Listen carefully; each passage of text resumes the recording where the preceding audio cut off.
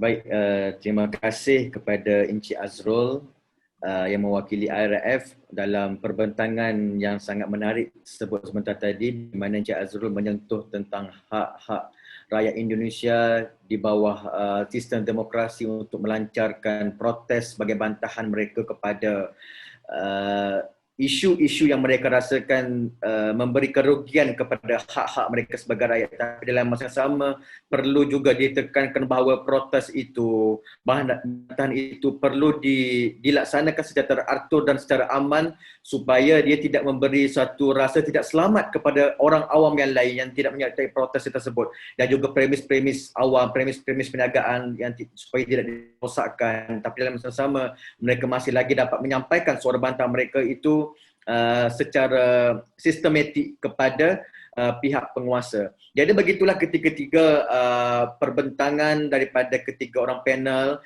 dua orang panel daripada Indonesia, wakil daripada Muhammadiyah dan wakil daripada Nahdlatul Ulama, dan juga panel ketiga daripada Islamic National Front terhadap isu yang berkait dengan protes rakyat Indonesia dan hak demokrasi mereka sebentar tadi. Sekarang kita ada masa lebih kurang setengah jam lagi untuk kita terus berwacana, kita terus berdiskusi tentang isu ini. Maka sesiapa yang ada sebarang soalan boleh kemukakan di ruangan chat dan saya akan bacakan. Jadi ada satu soalan yang saya terima ditujukan kepada Bapa Piet dan Dr. Syafiq tentang soalannya adakah Muhammadiyah dan NU endorse demonstrasi yang akan dilakukan esok? Dan apakah jika tiada sebarang perubahan keputusan Jokowi, maka Muhammadiyah dan NU akan adakan demonstrasi yang lebih besar dan tersusun dan mungkin mendesak Jokowi untuk berundur daripada kedudukannya? Jadi soalan ditujukan kepada Dr. Syafiq dan kepada Bapa Piet. Dipersilakan mana-mana lebih dahulu untuk menjawabnya. Kedua organisasi tidak mendukung ya demonstrasi itu. Muhammadiyah dan NU secara eksplisit tidak pernah menyatakan kami mendukung demokrasi itu. Bagi NU, jalan yang terbaik adalah judicial review. Dan seluruh hal yang berkaitan dengan demonstrasi yang lebih menimbulkan kerusakan, ya, madorot, itu sebaiknya dihindarkan. Itu jelas dikatakan oleh NU. Saya kira Muhammadiyah juga demikian. Sekjen Muhammadiyah, Abdul Muti, juga mengambil sikap yang sama. Sebaiknya tidak ada demonstrasi dalam pengertian yang seperti tergambar beberapa waktu yang lalu. Itu jelas kerusakannya sudah besar sekali dan dampaknya juga tidak baik, karena dampaknya itu bisa jadi merubah mungkin bisa jadi malah menimbulkan semacam kekerasan hati pada para penyelenggara negara, para pemerintah itu. Itu seperti itu. Dan saya kira kalau demonstrasi ini diarahkan untuk memakzulkan Jokowi dari presiden, itu juga terlalu jauh. Nah, itu cita-cita yang mungkin agak sulit dilaksanakan karena Jokowi mendapatkan dukungan yang sangat kuat, ya, terutama dari kalangan militer. Militer kita, polisi kita membackup Jokowi begitu sangat kuat. Meskipun dia pemerintah sipil, tapi dukungan terhadap dia itu lumayan kuat. Jadi saya ingin katakan dua organisasi ini lebih baik memilih jalan lain, yaitu menunda hukum itu atau melakukan review terhadap hukum itu, judicial review. Itu dari saya. Ya, saya ingin menambahkan sedikit ya yang disampaikan Mas Syafiq tadi. Ya betul, memang dua organisasi, terutama di Muhammadiyah, sikapnya itu memang tidak mendukung atau bahasanya yang dari bahasa resmi dari pernyataan PP Muhammadiyah itu adalah bahwa Muhammadiyah tidak mendukung atau tidak mengambil jalan turun ke jalan dalam bersikap terhadap undang-undang Omnibus Law ini. Tetapi tidak melarang juga gitu, siapapun yang ingin berpendapat dengan cara turun ke jalan. Nah, oleh karena itu secara resmi Muhammadiyah sejatinya mengambil 3 proses cara ya. Yang pertama tadi sudah disampaikan oleh Mas Syafiq, yaitu menunda. Usulan Muhammadiyah ketika bertemu dengan Bapak Presiden, kita mengusulkan supaya menunda pemberlakuan dan juga kemudian mereview. Di proses kedua adalah mereview apa yang menjadi titik krusial dari undang-undang Omnibus Law ini. Nah, yang ketiga, kalau memang jalannya sudah buntu dan memang ini pemerintah tetap bersikeras untuk melakukan pemberlakuan dalam undang-undang dasar undang-undang Omnibus Law itu, tentu saja Muhammadiyah sudah bersiap untuk melakukan judicial review terhadap undang-undang itu. Meskipun dari kacamata substansi ataupun dari kacamata prosesnya dan juga prosedur yang sudah disampaikan tadi di proses judicial review itu sepertinya memang juga agak berat itu dikabulkan usulan untuk melakukan judicial review ya. Dengan hasil mungkin para pemohon judicial review terhadap undang-undang ini kemungkinan juga akan kalah gitu terhadap apa yang sudah disampaikan oleh wakil pemerintah nanti. Tapi itulah proses demokrasi gitu. Jadi memang kita dalam berdemokrasi memang harus bersabar gitu. Bersabar. Yang terpenting dalam proses demokrasi itu ide kita nyampe, masyarakat tersadarkan. Ada, kalau bahasa Mas Syafiq mengutip Habermas tadi, ada proses deliberasi yang kita coba sampaikan kepada masyarakat secara terbuka, secara transparan, kemudian ada pendidikan politik di situ. Yang mudah-mudahan nanti masyarakat publik menjadi mengerti bahwa wakil-wakil dari partai-partai yang mendukung pemerintahan Jokowi, pemerintahan Presiden Jokowi, dan juga selama ini faksi-faksi yang bersama tim Presiden Jokowi itu di masa depan kalau memang seperti itu polanya mungkin tidak layak lagi untuk dipimpin. Meskipun Presiden Jokowi mungkin tidak boleh lagi mengajukan sebagai calon presiden, tapi siapapun yang berasal dari faksi-faksi itu kalau memang ada semacam hal yang secara kebijakan itu banyak yang merugikan masyarakat. Nah, kita membangun kesadaran kepada publik, tapi tetap dengan cara bersabar, tidak merusak, bahwa siapapun yang tidak memihak kepada kepentingan lebih luas dari masyarakat, itu ya sebaiknya tidak dipilih lagi di masa yang mendatang. Itu saja mungkin. Terima kasih. Terima kasih kepada Dr. Syafiq dan Bapak Piet atas jawapan tersebut sebentar tadi. Di sini masih ada lagi satu soalan untuk Bapak Piet dan Dr. Syafiq. Ada soalan daripada penonton terkait dengan ulasan tersebut. Jadi untuk NU dan Muhammadiyah sendiri, apakah usahanya untuk memberi pencerahan kepada masyarakat Indonesia terkait dengan isu Omnibus Law ini supaya dapat memastikan mereka dapat menyatakan bantahan itu secara matang, aman dan tidak merosak. Kerana seperti ulasan tadi bahawa NU dan Muhammadiyah tidak setuju dengan kerosakan yang berlaku, tapi memberi itu adalah ruang demokrasi. Jadi di pihak NU dan Muhammadiyah sendiri, bagaimana untuk mendidik masyarakat Indonesia ini supaya mereka kalau tidak setuju jika ini bantah secara matang dan tidak merosakkan harta benda awam. Ya. Ya, Muhammadiyah itu punya lembaga hukum, ya, lembaga hukum dan HAM, lembaga hukum dan HAM yang berafiliasi, bukan berafiliasi, dia menjadi majelis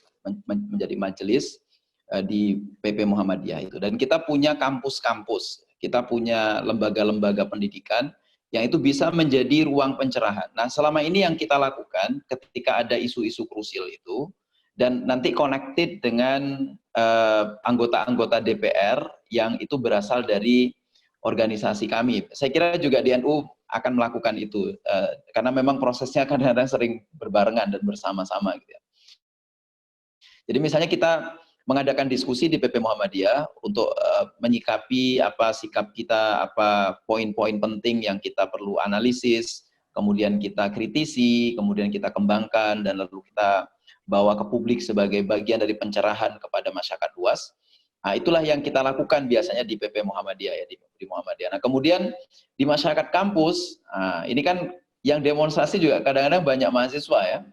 Mas, kita tidak bisa menghindari di NU ada PMII, juga ada di Muhammadiyah ada IMM, yang itu juga sebagian mereka juga turun ya ke jalannya. Tapi turun ke jalan itu, kalaupun mereka turun ke jalan, itu tidak membawa ide kosong gitu, atau hanya turun ke jalan untuk hura-hura, bukan. Nah, dengan proses diskusi panjang yang dilakukan di Muhammadiyah ataupun di kampus-kampus, kemudian itu mencerahkan bagi mahasiswa. Jadi kalaupun mereka turun ke jalan dengan kesadaran. Mereka bawa adalah ide, bukan merusak. Nah, sehingga ketika mereka misalnya turun ke jalan lalu ada proses yang merusak gitu, mereka langsung tarik diri saja. Nah, mereka tidak ingin terlibat dalam proses itu. Jadi pertama yang kita lakukan untuk mencerahkan masyarakat adalah kita di PP Muhammadiyah biasa melakukan diskusi-diskusi panjang tentang berbagai macam isu, dan kemudian mengundang beberapa anggota DPR yang berasal dari afiliasi Muhammadiyah, tidak mesti partainya hanya Partai Amanat Nasional ya, tapi juga bisa di P3, bisa di PAN, bisa di Golkar, bahkan ada yang di PDIP yang itu partainya pemerintah hari ini. Itu kita undang, apa sih sebenarnya hal yang krusial dan penting untuk kita sikapi bersama gitu. Begitu. Nah, kemudian yang kedua tadi, jadi membekali para anak muda, mahasiswa yang mungkin mereka diajak teman-temannya, atau mereka memang bermaksud untuk turun ke jalan, tapi turun ke jalannya adalah dengan tidak tangan kosong. Jadi mencerahkan masyarakat juga, dan kemudian memberikan satu ulasan lebih jauh tentang apa titik-titik krusial dari UU Omnibus Law ini. Nah, kemudian yang terakhir, UU Omnibus Law ini seperti juga saya sampaikan tadi, juga Mas Syafiq sampaikan, tidak semuanya buruk gitu. Ada beberapa yang buruk memang, seperti tadi terkait dengan isu pekerja ya, itu memang seperti banyak karetnya lah, banyak yang hal merugikan kaum pekerja. Tapi misalnya dari sisi yang lain, misalnya kayak lingkungan, kemudian investasi untuk UMKM, itu kan banyak yang bagus gitu. Nah, itu yang bisa diapresiasi. Tapi sekali lagi itu tetap harus dipantau. Karena apa? Menurut pasal 174 di undang-undang ini, itu kan mengembalikan semuanya pusat kekuasaan kepada presiden. Nah, jadi jangan sampai presiden dengan timnya diberi cek kosong untuk melahirkan kebijakan-kebijakan justru yang tidak memihak kepada masyarakat luas begitu. Mungkin itu saja. Terima kasih. Saya kira jawaban saya nggak terlalu jauh dari Saudara Pit ya. NU ini kan punya organisasi ya di seluruh Indonesia sampai pada tingkat desa. Dan biasanya kalau melakukan penolakan terhadap undang-undang, ini sudah disosialisasikan ke masyarakat NU secara luas. Dan NU menyatakan bahwa ini akan diajukan judicial review, karena itu mereka membentuk tim judicial review. Nah, karena NU ini organisasi masyarakat, civil society organization, maka tidak pula menjadi jaminan utuh bahwa warganya akan memenuhi himbauan-himbauan dari NU sebagaimana Muhammadiyah. Bayangkan, di bawah NU itu ada setidaknya 2 partai politik, PKB dan P3. Terutama PKB. PKB ini setuju dengan Omnibus Law. NU menyatakan tidak setuju. Ini harus disadari pula bahwa proses demokrasi di Indonesia itu sudah sedemikian majunya, sehingga patron kliennya itu tidak terjadi jarang terjadi gitu. Himbauan masyarakat afiliasi orang terhadap NU itu lebih banyak pada afiliasi keagamaan, bukan afiliasi sikap politik. Pun itu juga kepada Muhammadiyah. Gitu. Kalau untuk sikap politik mereka bisa beda-beda, bisa menolak dan bisa mendukung. Gitu. Bahkan bisa mengabaikan, ignore terhadap apa yang dihimbau oleh NU. Nah, ini urusan Omnibus Law ini kan urusan politik. Gitu, urusan politik. Jadi warga NU meskipun dihimbau agar tidak melakukan ini dan itu, ya, kita menempuh judicial review saja, tapi belum tentu itu efektif, terutama untuk mengikat masyarakat NU yang memiliki latar belakang labor, ya, kaum buruhnya NU. Kan kita juga punya organisasi buruh, ya. itu yang apa namanya, yang tidak mekanis, ya, yang tidak mekanis hubungan antara organisasi dan anggota organisasi.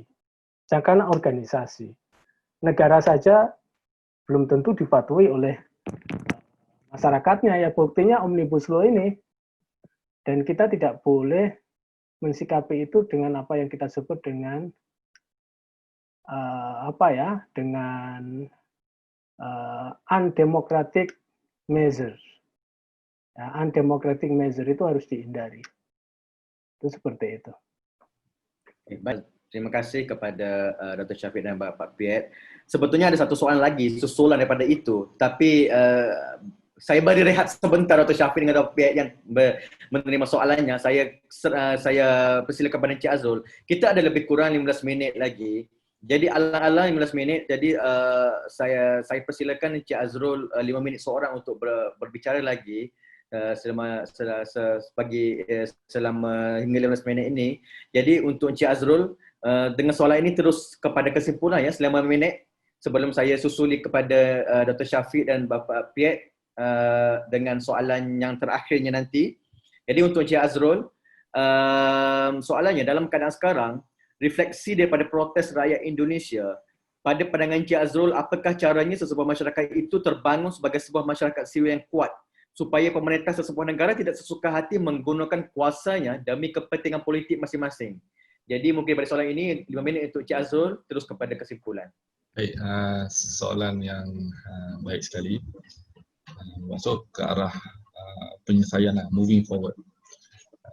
Jadi seperti saya kupas tadi, kan, maksudnya masyarakat itu harus memainkan peranan dan harus terbentuk civil societies. Jadi civil society itu maksudnya masyarakat yang bertamadun. Jadi untuk menghasilkan pemimpin yang bertamadun, pemimpin yang memikirkan tentang kebajikan rakyat, keberadaan rakyat, masyarakat itu dulu harus bertamadun. Jadi bermaksud hari ini mungkin ramai orang beranggapan yang dipersalahkan hari ini adalah pemimpin negara. Tapi sebenarnya itu pemimpin negara itu dihasilkan daripada rakyat tadi, daripada society tadi. Jadi bermaksud itu setiap orang hari ini, setiap orang tiada pengecualian harus mengambil bahagian, memikirkan tentang keadilan. Yang menjadi permasalahan ini pada hari ini atau masyarakat kita pada hari ini, iaitu tiadanya keseimbangan. Tiada keseimbangan kepada pembahagian sumber kehidupan. Atau tadi disentuh, kan, berkenaan tentang hak asasi seorang manusia. Hak asasi seorang manusia itu untuk ada sumber kehidupan, ada tempat untuk tinggal. Jadi itu tanggungjawab. Tanggungjawab komuniti, tanggungjawab masyarakat, tanggungjawab negara. Jadi itu adalah jawapan untuk kita menghasilkan pemimpin yang bersivil. Jadi rakyat itu juga harus dulu bersivil. Jadi bermaksud hari ini pelajaran yang diambil harusnya itu memberi kekuatan untuk kita sebagai rakyat, baik di Malaysia atau maupun di dunia hari ini, untuk menjadi lebih sivil dan mengambil tanggungjawab bahawa kehidupan di dunia ini seharusnya diseimbangkan. Dan apa yang telah lalu itu tidak perlu disesali oleh siapa pun. Yang penting apakah sumbangan kita untuk hari besok. Jadi kesimpulan daripada program kita pada hari ini semua adalah mesej untuk diri kita sebagai yang membaca berita atau melihat atau mendengar. Jadi untuk apa? Untuk kita memikirkan tentang fungsi diri kita. Jadi kesimpulannya kita hari ini harus mengambil bahagian untuk mendatangkan keseimbangan, untuk menegakkan keadilan supaya hak setiap insan itu terbela. Hak itu tidak harus eksklusif untuk kaum atau bangsa atau agama. Hak itu untuk manusia.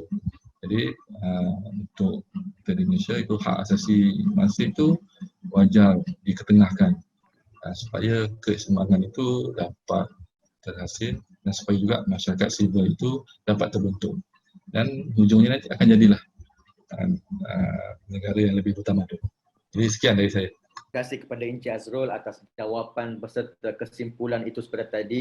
Maka satu soalan lagi daripada peserta untuk Dr. Syafiq dan Bapak Piet, susulan daripada jawab ulasan yang diberikan seperti tadi.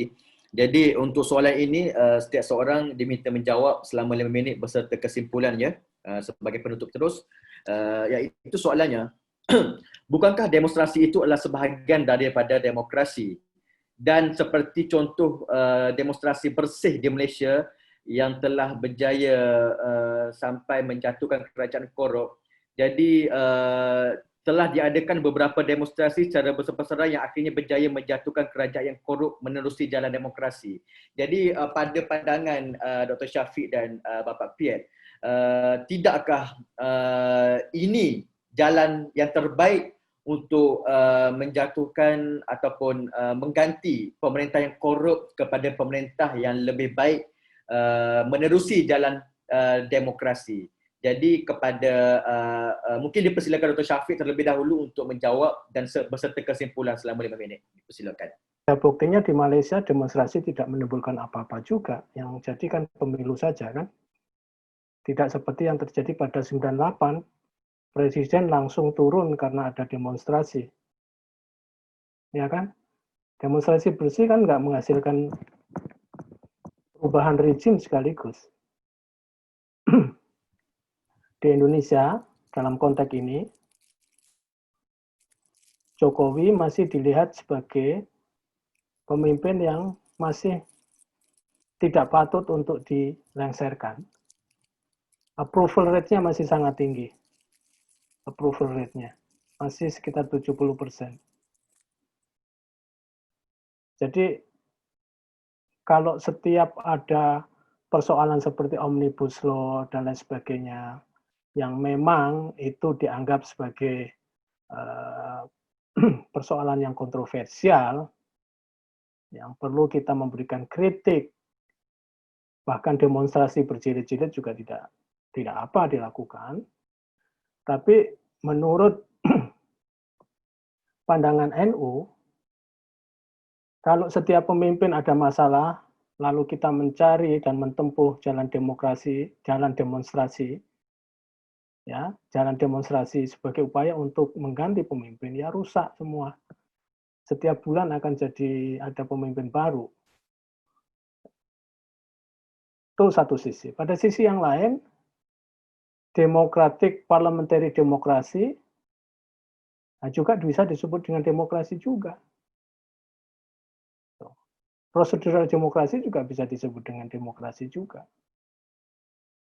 Jadi itu yang menjadi alasan dari NU untuk menolak atau menganjurkan, udah tempuh jalan yang sesuai dan paling menimbulkan kerugian yang sedikit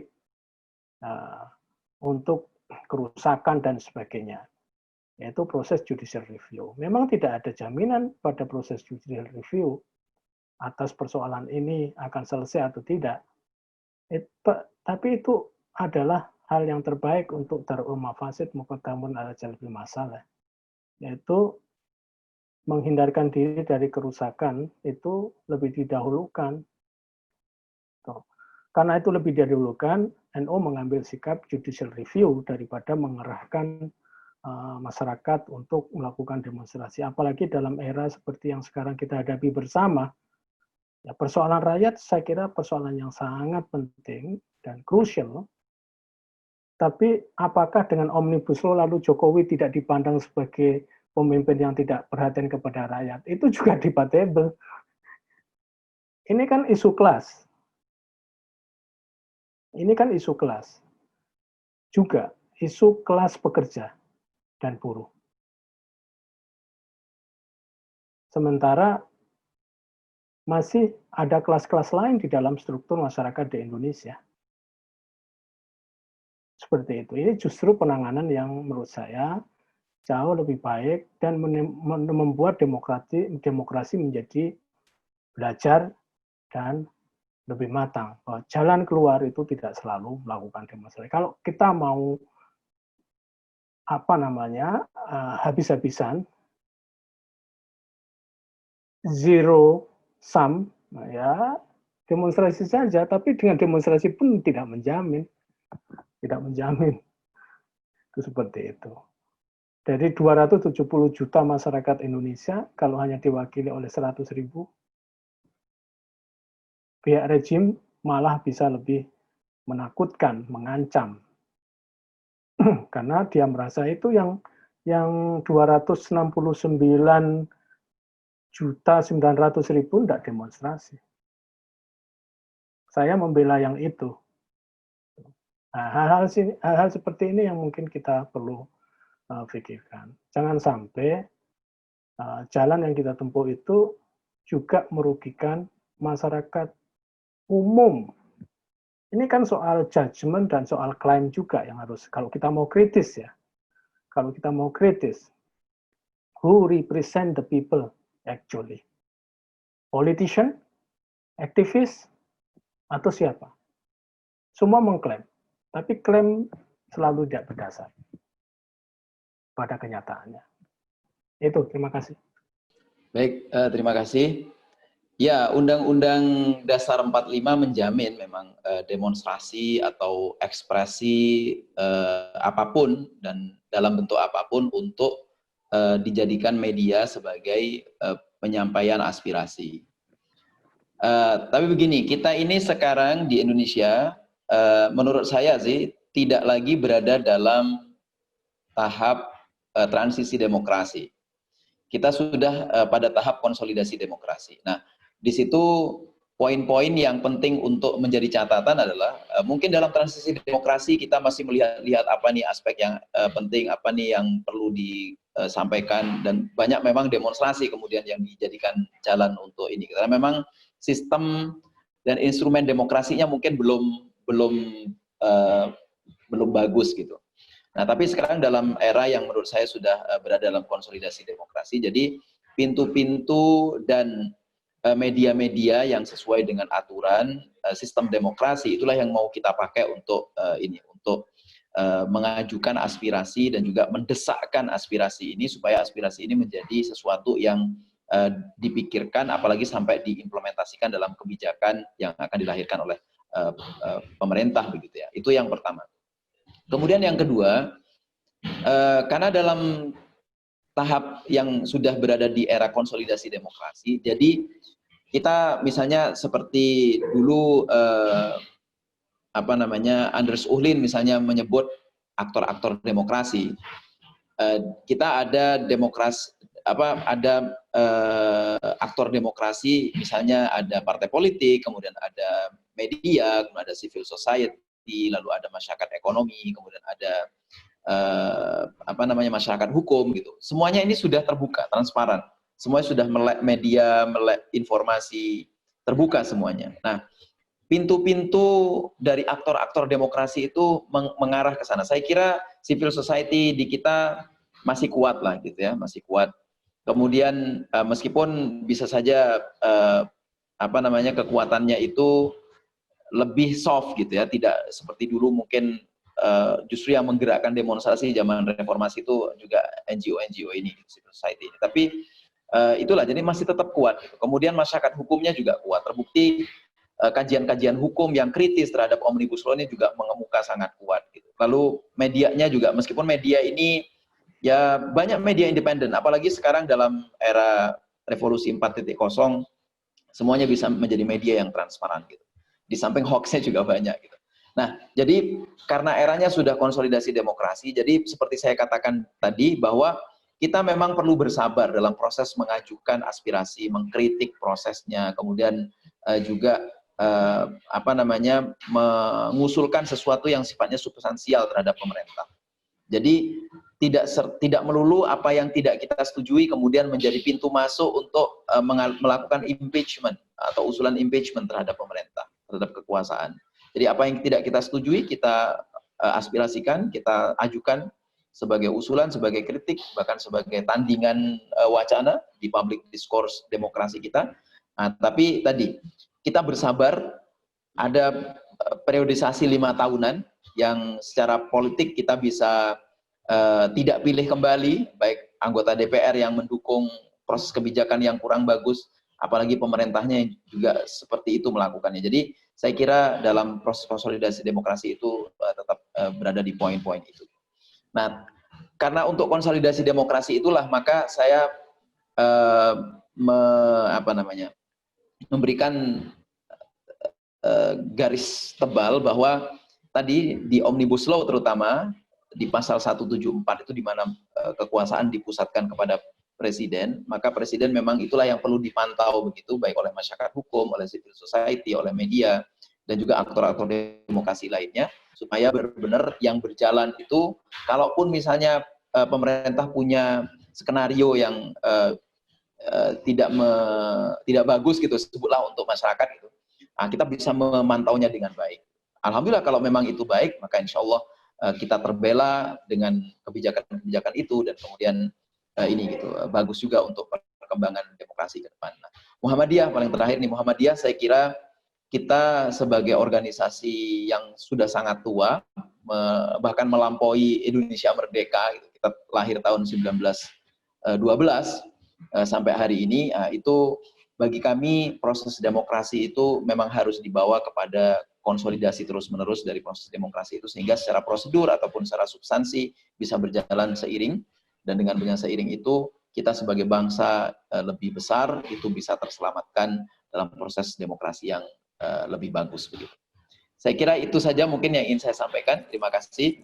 Wassalamualaikum warahmatullahi wabarakatuh. Terima kasih kepada ketiga-tiga panelis kita pada hari ini. Kita berwacana selama 2 jam bagi membincangkan tentang isu protes rakyat Indonesia dan hak demokrasinya terkait dengan isu Omnibus Law yang diluluskan di PRI sebelum ini.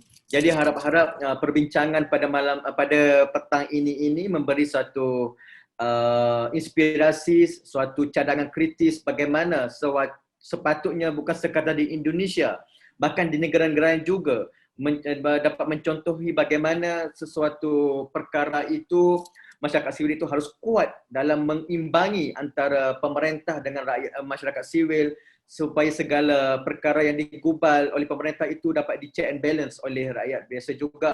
Dan dalam masa yang sama masyarakat sivil juga harus matang dan bijaksana dalam menyuarakan bantahan menggunakan prosedur demokrasi yang ada supaya segala perjalanan, segala petition itu dapat disalurkan, disuarakan dengan baik dan dapat mengukuhkan semangat demokrasi sebuah negara. Jadi terima kasih sekali lagi daripada undangan, 2 panel undangan daripada Indonesia, Dr. Piet, Dr.